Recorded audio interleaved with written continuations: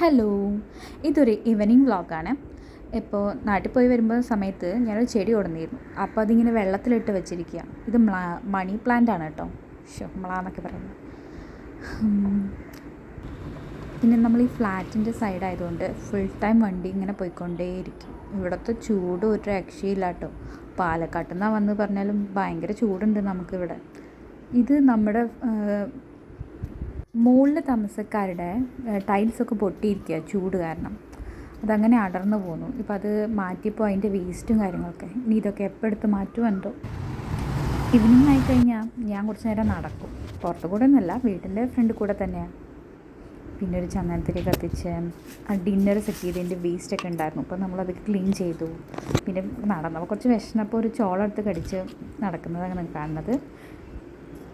അന്ന് കഴുകിയിട്ട തുണികളൊക്കെ അങ്ങനെ സോഫയിൽ കൊണ്ടുവന്നിട്ടിരിക്കുക. അപ്പോൾ അതൊക്കെ ഇങ്ങനെ ക്ലീൻ ചെയ്ത് ഒന്ന് വൃത്തിയാക്കാമെന്നൊക്കെ വിചാരിച്ചു.